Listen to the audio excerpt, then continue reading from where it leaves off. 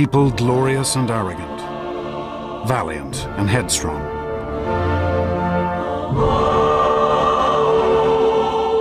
These were the men and women who laid the very foundations of Western civilization.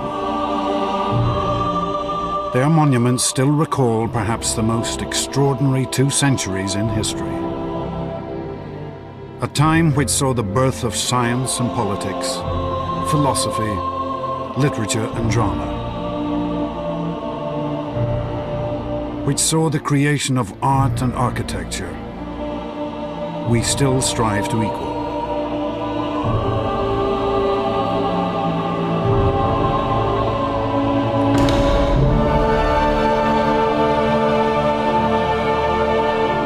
And the Greeks achieved all this against a backdrop of war and conflict.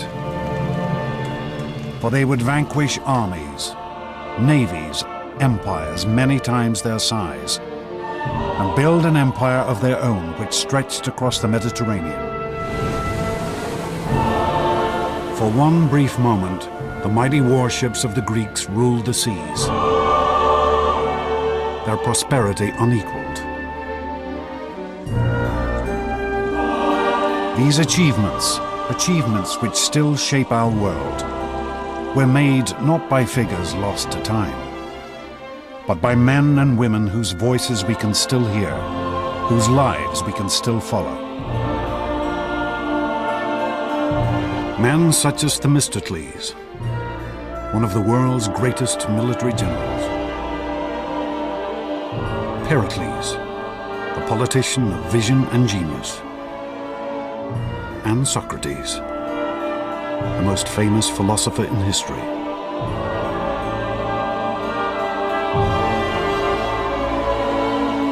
This is the story of these astonishing individuals, of the rise and fall of a civilization that changed the world.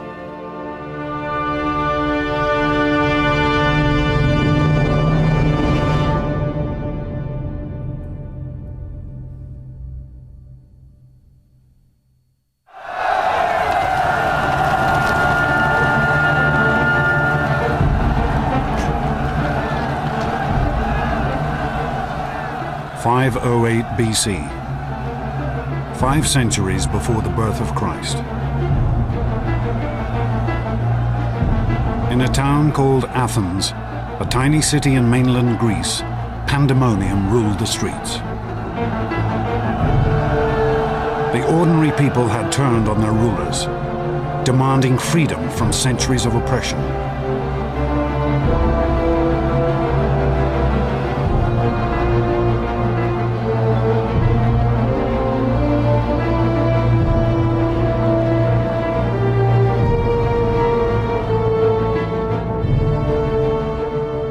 At this moment, one man looked on.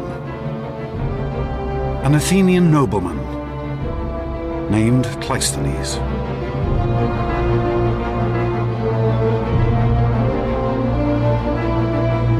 Cleisthenes had been brought up from birth to be a ruler, to look down on these common people with contempt. But this one night would be a turning point in his life, in the history of Greece, and in the history of civilization. In a flash of inspiration, Cleisthenes would see that these ordinary people should have freedom, a chance to shape their own destiny, to govern themselves. And with this decision, Cleisthenes would set his fellow Greeks on the path to empire.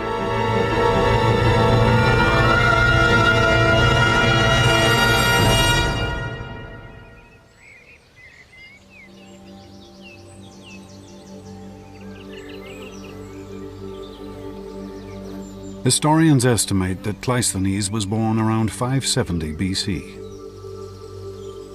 He was hardly the type to become a man of the people, for he had been born into one of the richest families in Greece, his home a palace by the standards of the day.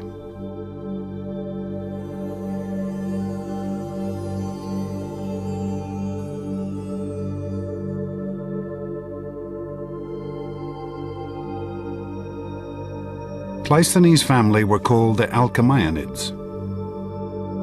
They were a wealthy and long-established political dynasty.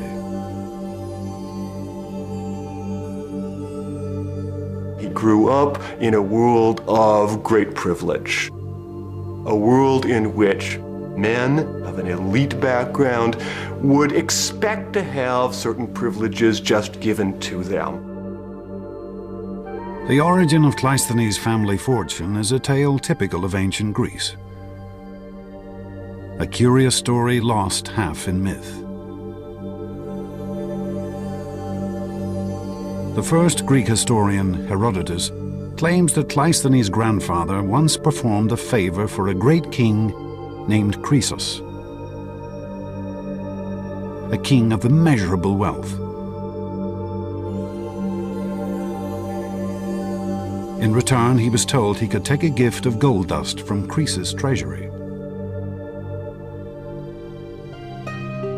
But according to Herodotus, Cleisthenes' ancestor couldn't restrain himself just to loading up his pockets. He stuffed every orifice of his body, his ears and his mouth, with shimmering gold dust, and then poured more over his head and hair. And Herodotus writes that King Croesus was so amused by this bravado that he let him take all the gold he was carrying and as much again.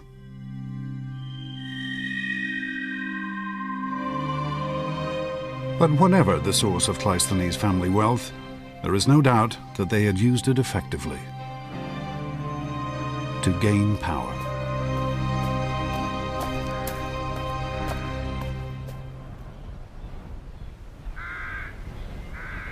From his earliest days, the young Cleisthenes was taught that he was an aristocrat, ancient Greek for a member of the ruling class. In the 6th century BC, these aristocrats controlled everything that happened in Cleisthenes' hometown, a small settlement called Athens.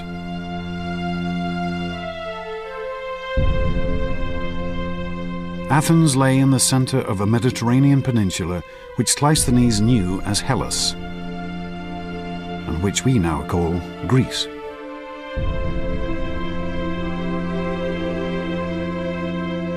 In the days of Cleisthenes' youth, it would have seemed impossible that this city would soon rule an empire. It certainly is not what we'd call a city. Forget Manhattan. Athens in the center has public buildings, but otherwise I think one should imagine more village style of accommodation and habitation.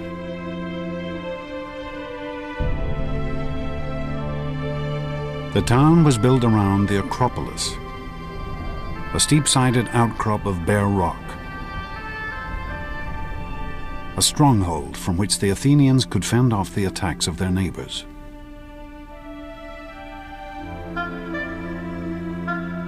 In the narrow streets surrounding the Acropolis huddled the simple homes of farmers and tradesmen.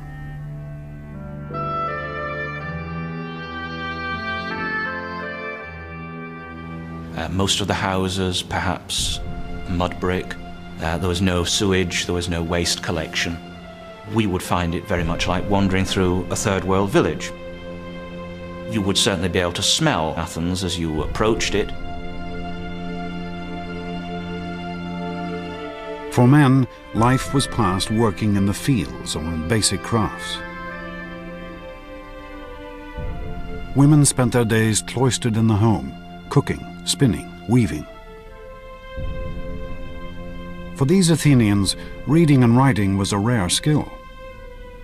There was nothing that we might call science or medicine. Life expectancy at birth was less than 15 years.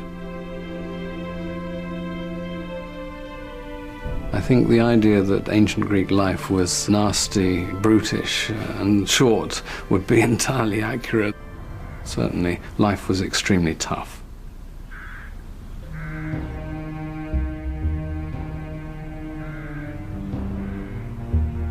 This was no society of equals. The common Athenians lived under the yoke of the aristocrats, men such as Cleisthenes' father. The tradition traditional political milieu from which Cleisthenes arose was one in which all effective political power was being dominated by a relative handful of people. The possibility that the ordinary people of Athens would actually matter was the furthest thing from the mind of the traditional Greek elites. For the Greek writer Aristotle, this was a world riven by injustice. The whole country was in the hands of a few people. The hardest and bitterest thing for the masses was their state of serfdom. Not that they weren't discontented with anything else, for to speak generally, they had no part nor share in anything. Athens was, in a sense, turned against itself. You had one part of the population, the aristocratic elite, holding power at the expense of the rest of the citizen population.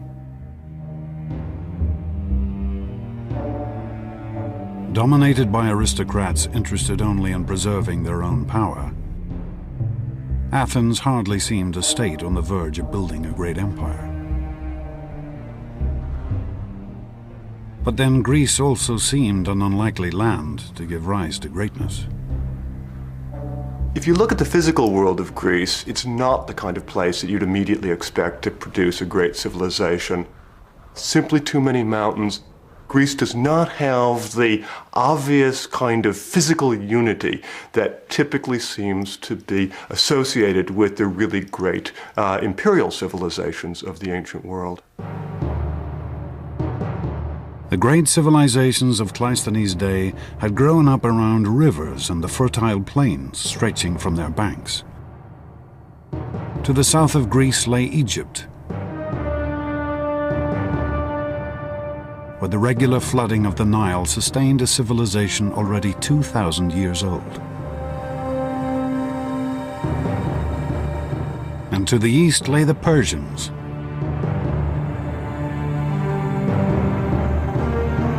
at the heart of their empire lay the Tigris and Euphrates rivers. This was the very birthplace of civilization, the home of the world's first cities.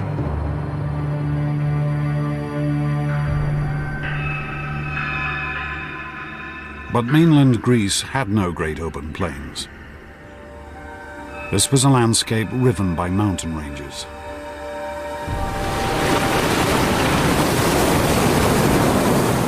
Off her coast lay countless tiny islands.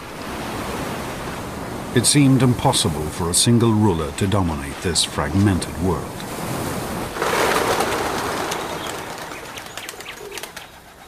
Instead, Greece was divided into countless tiny nations called city-states, each fiercely independent, each with its own culture and history. In Cleisthenes' time, there were over 1,000 of these city-states, jostling with each other for land and power. They never were politically unified, or at least in the classical period, never politically unified. And indeed, each individual Greek city-state, each polis, sought to maintain its own independence, sometimes successfully, sometimes unsuccessfully. In the early 6th century, Athens was not nearly the most powerful or important of these tiny nations. Argos had stood for over 1,000 years. Her citizens were able to trace their history back to the mythical days of the Trojan War.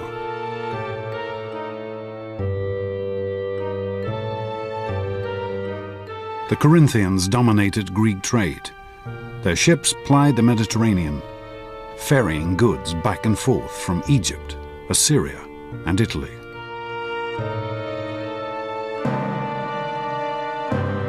But there was one city-state which had military power, which appeared that it might come to dominate all of Cleisthenes' Greece. In the south of Greece, around the reed beds of the river Eurotas, lay the city-state of Sparta.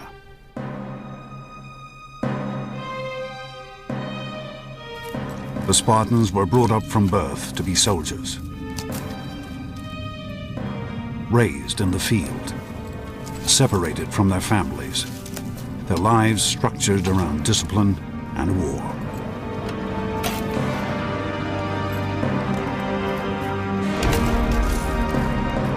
The center of an average Spartan man's life was his barracks, and he was brought up to be a military man. The Spartans lived a life stripped of comforts, with few possessions apart from their weapons, and their cloaks dyed red to conceal their or their victims' blood.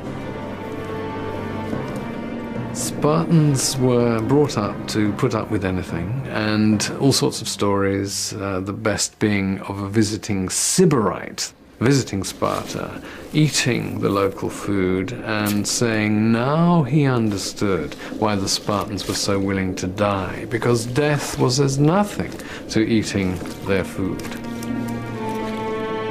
The Spartans were ruthless expansionists. By Cleisthenes' time, they had conquered all of the surrounding regions, more than 4,000 square miles. And they had reduced these conquered populations to a slave class known as the Helots. The Helots were forced to work in the fields for their Spartan overlords, and they were ruled with an iron fist. The Spartans every year declared war on the Helots, and the point of this was partly, of course, to reinforce their sense of identity as a warrior community, but also, rather calculatingly, to make it legitimate to kill a Helot. And Helot culling, as opposed to killing, was a regular practice.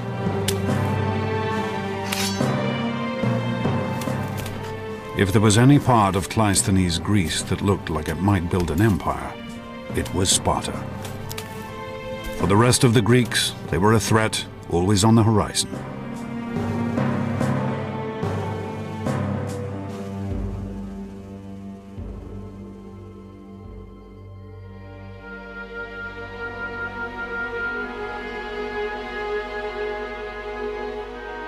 This was the world of Cleisthenes' childhood. Brought up a member of a self-interested elite in a state that was only a third-rate power.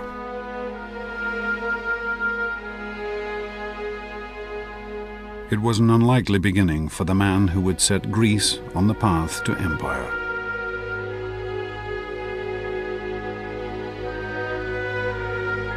But then Cleisthenes had always been a man fired by a dream. A uniquely Greek vision of the greatness a man could achieve.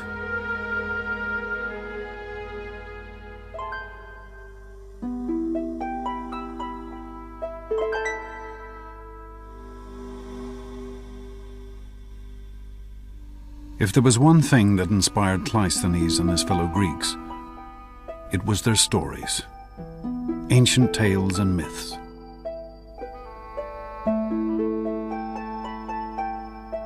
The country was continually crisscrossed by hundreds of traveling bards who recited these stories to whoever would pay. These were people who, in an age without writing, had memorized over 1 million lines of poetry. It's very easy to underestimate the power of the human memory when we live in a culture like ours, which has so many means for recording things. Before the Greeks got the alphabet, they seem to have been able to remember vast tracts of poetry and pass it on over the generations in a quite remarkable way. These traveling bards would have regularly visited the Athens of Cleisthenes' childhood, and their stories would have influenced and shaped him from his earliest days.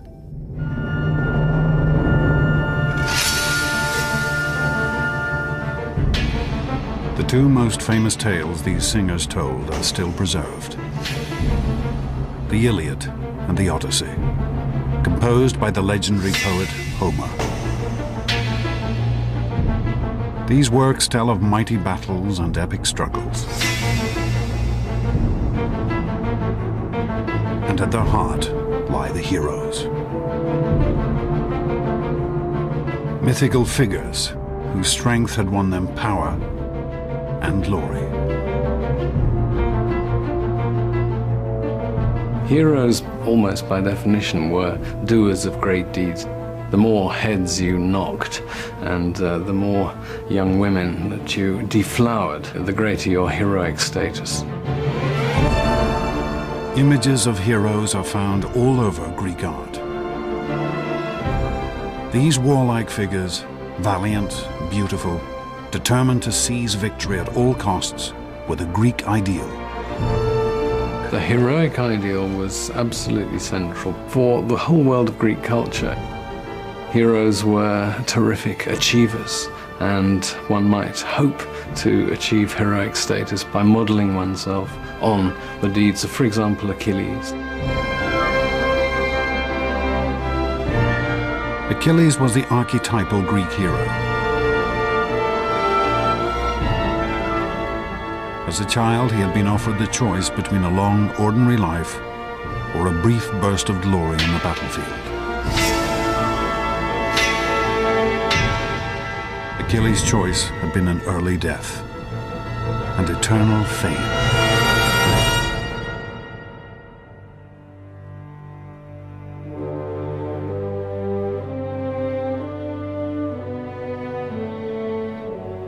This, the vision of the hero, the ideal of the man of action, was the model that Cleisthenes was brought up to follow.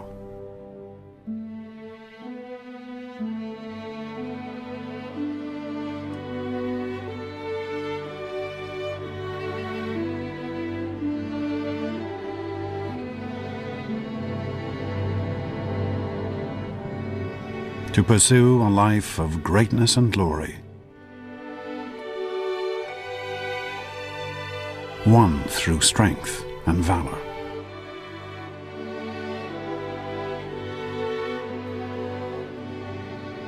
To seize power and victory for himself and himself alone.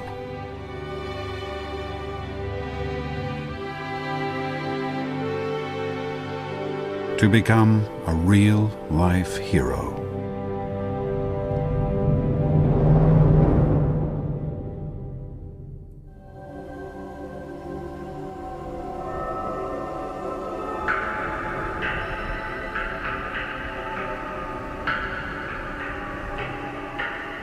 But Cleisthenes was not the only one to take the tales of the mythical heroes to heart.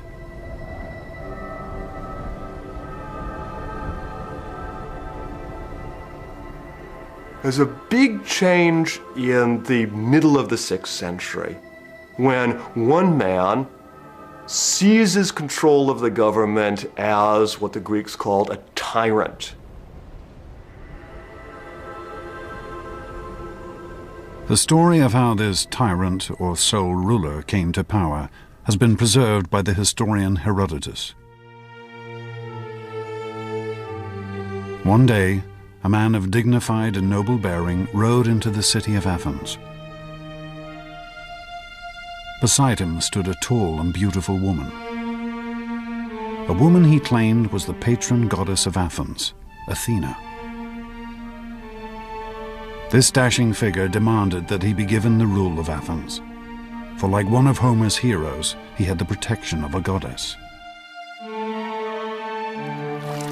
Surprisingly, he was welcomed by the Athenians as their new ruler, despite the fact that the goddess was simply a particularly tall girl from a neighboring village. And the heroic figure was an ordinary man called Pisistratus, Cleisthenes' own brother-in-law. Pisistratus was, I think, an excellent politician. He was a man, without doubt, with an eye for the main chance. But as he consolidated his rule, it became clear that Pisistratus had far greater ambitions than simply gaining power. Pisistratus was an extremely intelligent man. He clearly understood that if he was going to maintain control of Athens, if he was going to be able to consolidate his rule and pass it on to his sons, which is clearly his ambition, he would have to find allies. Pisistratus took an extraordinary step. He turned to the common Athenians for support, undermining the whole hierarchy of aristocrats and commoners that had endured for centuries.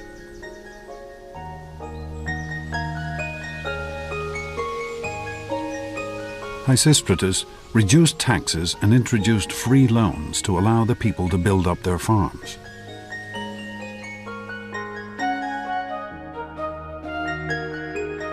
And by offering the Athenians the chance of prosperity, Pisistratus began to transform his city.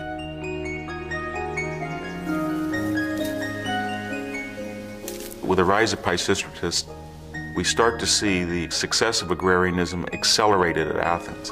And that's going to be a kernel that's going to grow and grow and grow in the ensuing 2 centuries. And one of the results of that is we see more vines and olives.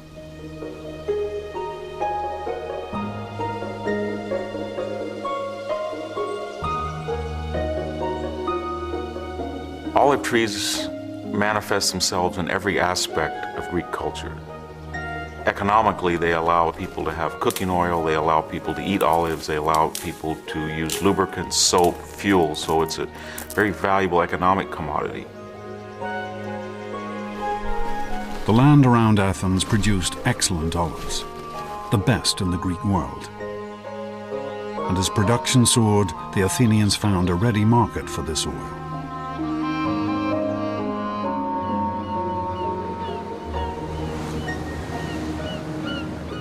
Not only in the other Greek states, but across the sea, in Egypt and Phoenicia, Persia and Assyria. For Athens was ideally situated to export to the entire eastern Mediterranean. Greece is in the middle of an extraordinary grouping of ancient civilizations. It's bounded on the east by the great Persian Empire, on the south by the age-old civilization of Egypt, on the west the Etruscans and the Romans. Greeks were scattered. Plato has a rather nice phrase, like ants or frogs round a pond. The eastern Mediterranean was the greatest marketplace of the ancient world. It seemed that everyone had something to sell. Grain from Scythia, salt fish from the Black Sea, wine from the great vineyards of the island of Chios, gold, silver, art and finery from Egypt. And everyone was willing to trade for Athenian olive oil. As goods flowed in and out of the Athenian harbor, the Athenians found their wealth and prosperity on the rise.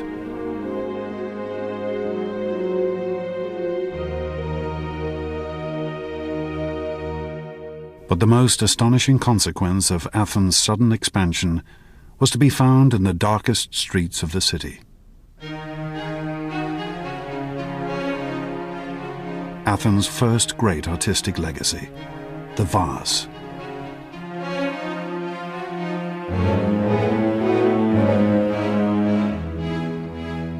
And I think what's fascinating about the pottery is that in its own time, it wasn't a big deal artistically.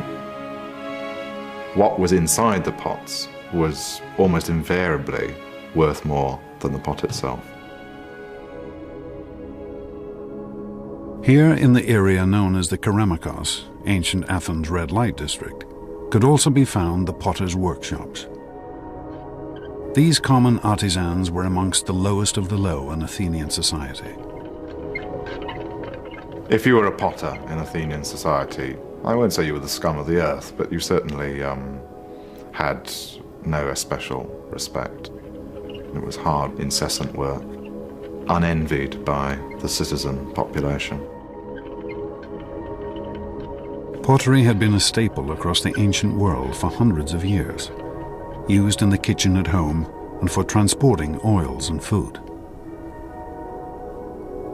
But it had always been simple in design, using geometric patterns and basic figures, designs based on Egyptian and Assyrian art.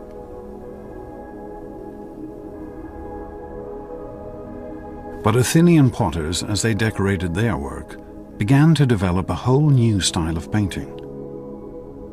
A freshness and a naturalism never before seen. A style still astonishing today.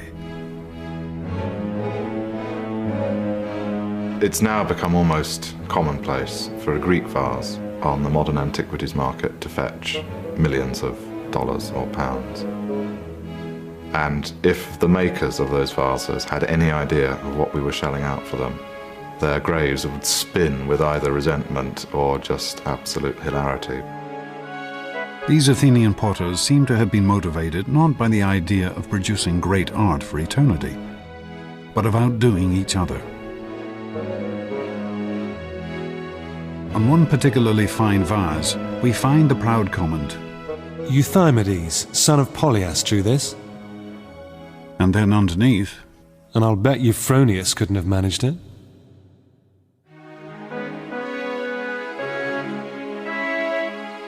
For the first time in their history, the ordinary Athenians had tasted freedom. And they had shown their capacity for extraordinary achievement.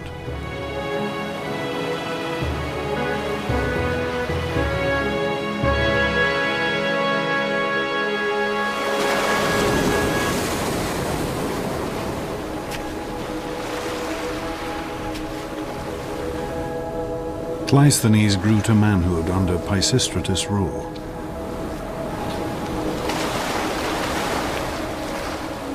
And he saw how Athens changed. His home had turned from a modest rural settlement into an international economic power.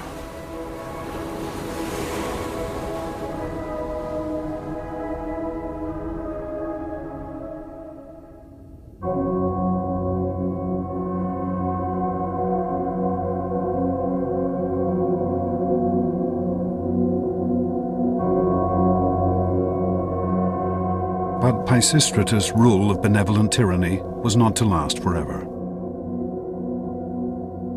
In the year 527 BC, he died and was laid to rest here in the Athenian graveyard. His son Hippias took over. At first, Hippias followed in his father's footsteps, ruling Athens with a fair hand. But soon, the Athenians discovered the perilous nature of tyranny.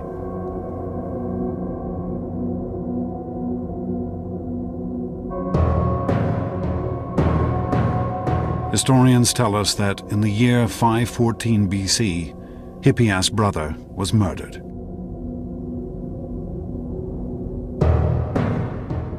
Aggrieved and bitter, the tyrant's behavior completely changed. Hippias not only executed the murderers, but cruelly tortured one of their wives to death as well.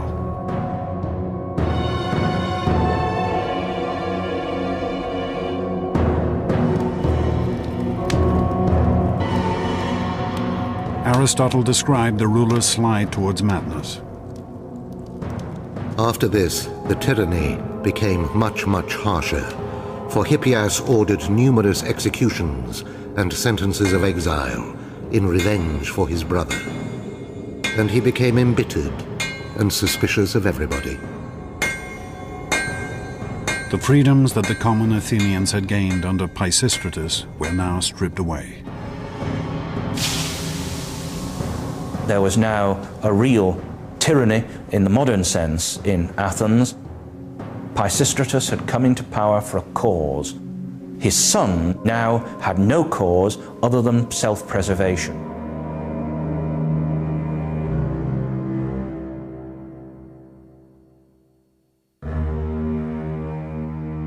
Life for Cleisthenes had now become increasingly dangerous.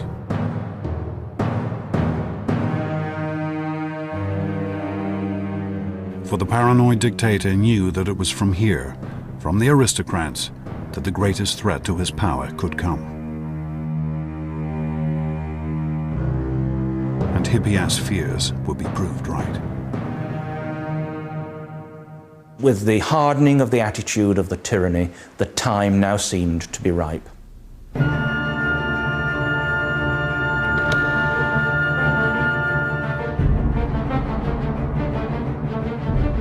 Cleisthenes decided to take his first great gamble. He would try to overthrow Hippias, to gain power for himself and his family. Cleisthenes' ambition to make his mark upon the scene is something that, of course, would have been impressed on him from a very early age. From the stories of the heroes, that their need to succeed and to strike at the right time. For Cleisthenes himself, it would be an achievement. Cleisthenes assembled a conspiracy to overthrow the tyrant. Hippias was trapped in his stronghold, captured and banished from Athens forever.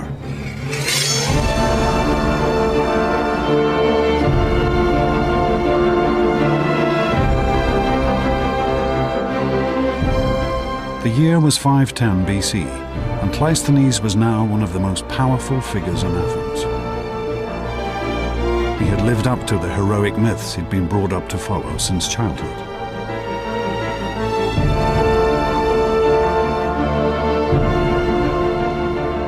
But Greek society was changing.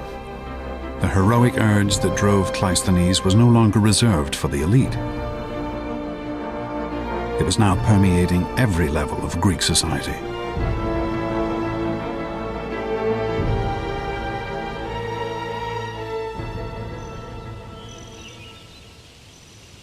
This is Olympia in southern Greece. Here, once every 4 years, men from across the Greek world would gather to compete in a vast contest of athletic skill. This was the ancestor of the modern Olympic Games.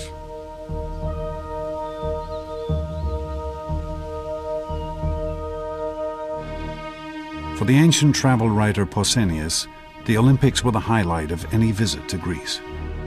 Many are the sights to be seen in Greece, and many are the wonders to be heard.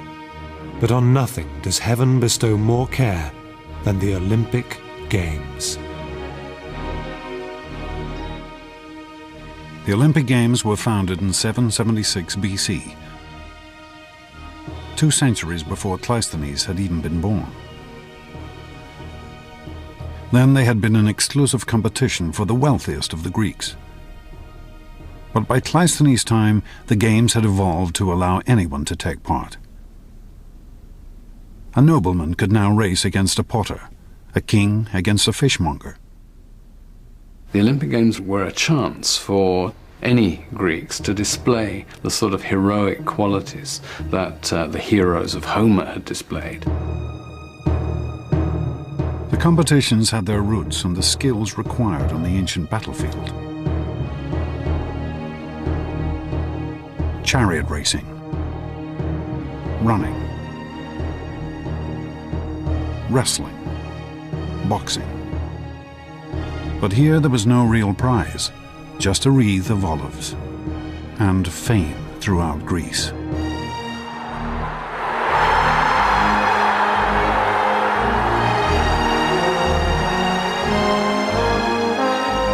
A competitor would be surrounded by the largest gathering of Greeks in peace that he would ever experience.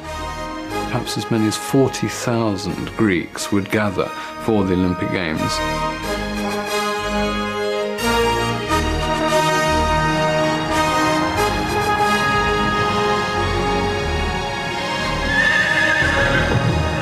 Greeks would travel hundreds of miles to attend the Olympics. And during the festival, the land surrounding the stadiums would be covered with encampments.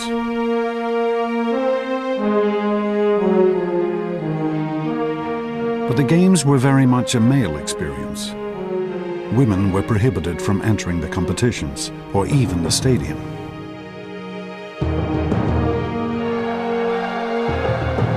But for the Greek man, whatever his origin or class, to win here would be the highlight of his life. You had, briefly, a moment of glory, of extreme fame, which was what the competitive culture of the Greeks valued so highly. Here the Greeks had perhaps found a civilized way to satisfy the heroic ideal. They had built a meritocracy based on skill and ability, where anyone could win.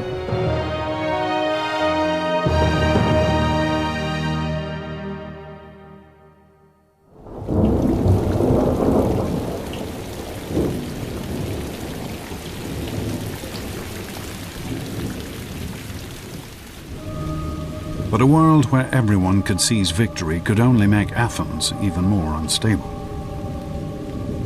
As soon as Cleisthenes gained power, he found that others were conspiring against him. Here, heroism still meant one thing: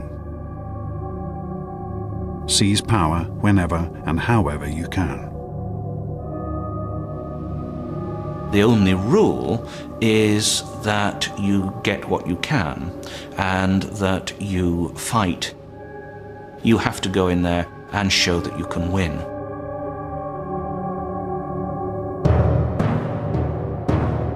The most ambitious of those conspiring against Cleisthenes was a man named Isagoras. Isagoras was another Athenian aristocrat.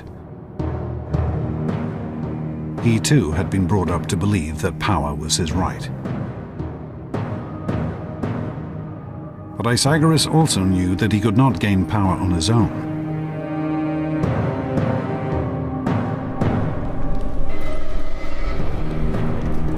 Isagoras took an unprecedented step. He turned outside Athens for support. He sent a message to the Spartans, Greece's most feared warriors.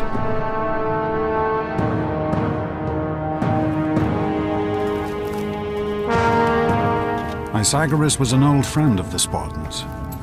Rumor had it that he had shared his wife with the Spartan king. The Spartans immediately provided a force of their finest troops to back up Isagoras' bid for power, to help him betray his city. Isagoras really was upping the stakes. He brought in the most powerful state in Greece. It was pretty clear he was going to turn Athens into a subject state to Sparta.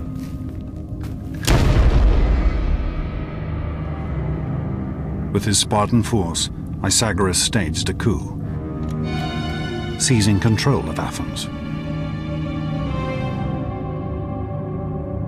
He and his troops would rule from the high point of the city, the stronghold atop the Acropolis.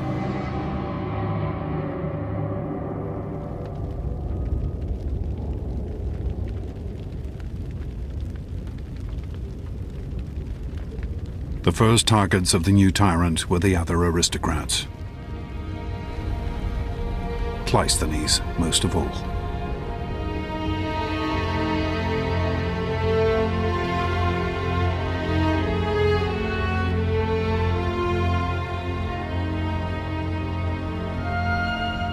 Over 700 households were cast out of Athens, including Cleisthenes and his entire family.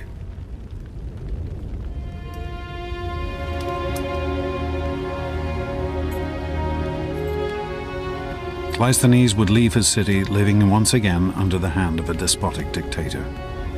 A dictator who now ruled with the support of the most fearsome power in Greece, the Spartans.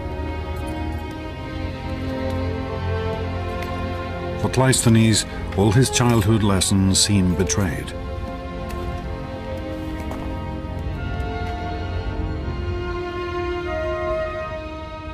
He had been brought up to be an aristocrat and a ruler.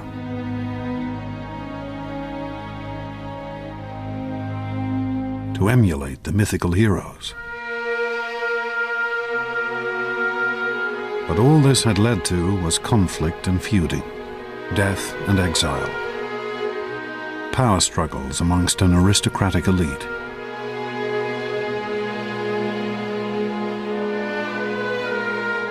How could Athens ever escape from this pointless cycle of violence?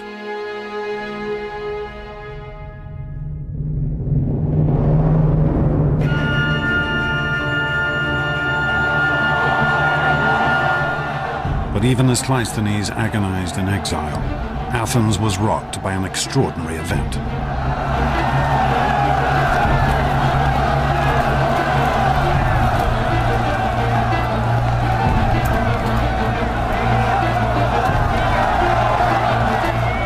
Like their mythical heroes, the ordinary people of Athens now took their destiny into their own hands.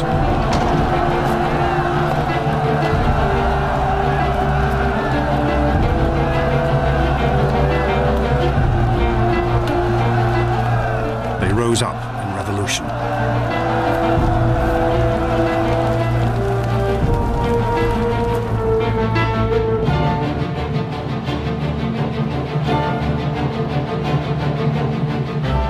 Pythagoras and his Spartan allies blockaded themselves atop the Acropolis, the high point of the city. But even there, they could not escape the fury of the common Athenians.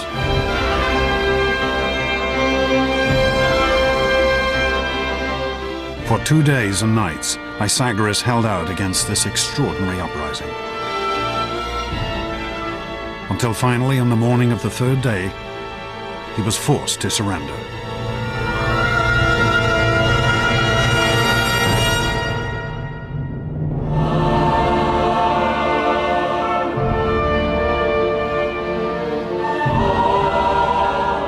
The year was 508 BC. This would be Athens' first step to empire and glory. For the first time in recorded history, the people had turned on their rulers and seized power for themselves.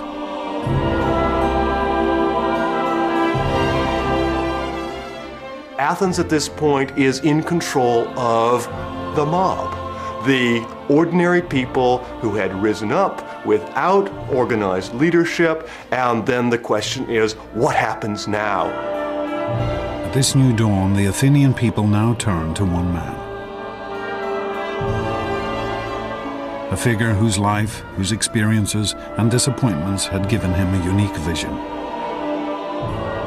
Cleisthenes was recalled from exile and asked to build a government.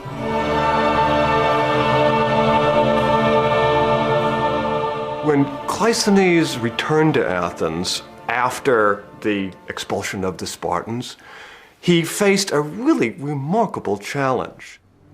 There was no possibility for just simply putting back in power a group of aristocrats. There was no possibility for him to declare himself tyrant. In a sense, what Cleisthenes had to do is design a revolutionary governmental solution for a revolutionary political situation.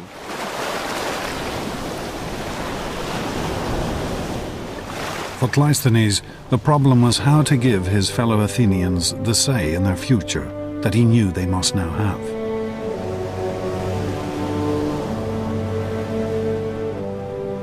On an Athenian hillside, he had a great meeting place carved out from the bare rock. Here, in the shadow of the Acropolis, the citizens of Athens could now gather to discuss the future of their state.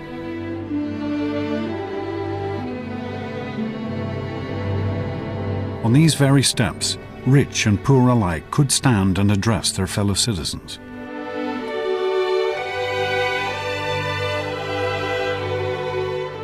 This is the ancestor of the British House of Commons, the American Congress, of parliaments across the world. And where government had once been decided by the strength of a sword arm or the thrust of a sharpened spear, Cleisthenes instituted the simple vote. A white pebble for yes, a black pebble for no. And with this elegant and simple idea, Cleisthenes instituted the rule of the people.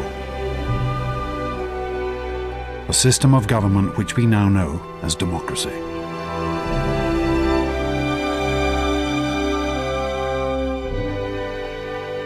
The Great Athenian Assembly would gather every 9 days to vote on issues covering the entire administration of the state, from the raising of taxes to the building of roads,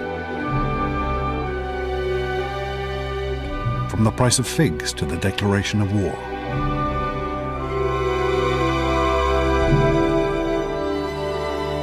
Athenian democracy is a very different sort of democracy from ours. One has a sense, as an Athenian citizen, that you really can make a difference. There is no us and them. There is no government separate from the ordinary Athenian citizen body. They are the government. Democracy represented a sharp break. An originally elitist, heroic culture was now turned on its head, and the idea was that even ordinary Greeks who weren't aristocratic, who were not rich, could be, as it were, heroes in politics.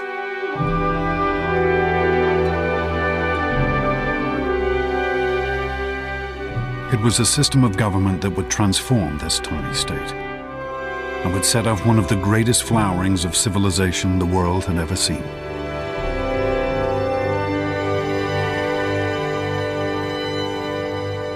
It's not just an accident that you had democracy and you had this tremendous flourishing of culture. I think that democracy really does, in a very real way, unleash, make possible potentials within human societies that are very unlikely to be unleashed, to be made actual in any other way.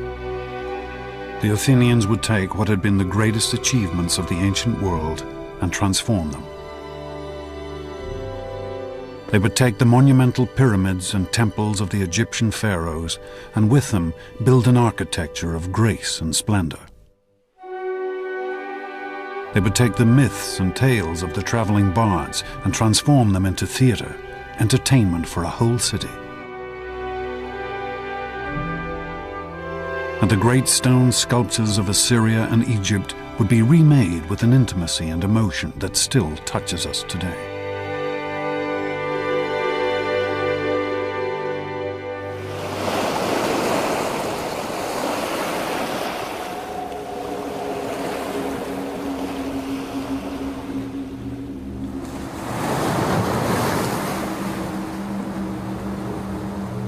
But just as Cleisthenes' democracy was gaining strength, a new threat was gathering in the east. The mighty Persian Empire. The Persians were the greatest power of the day. They ruled an empire that stretched from India to the Mediterranean. But as Athens had grown in power and confidence, the Persians realized that this tiny state on their eastern border might soon pose a threat.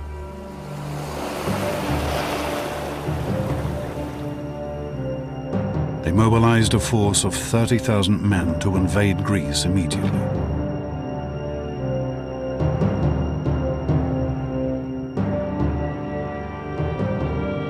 Cleisthenes' democracy, hardly born, was now to face its greatest test.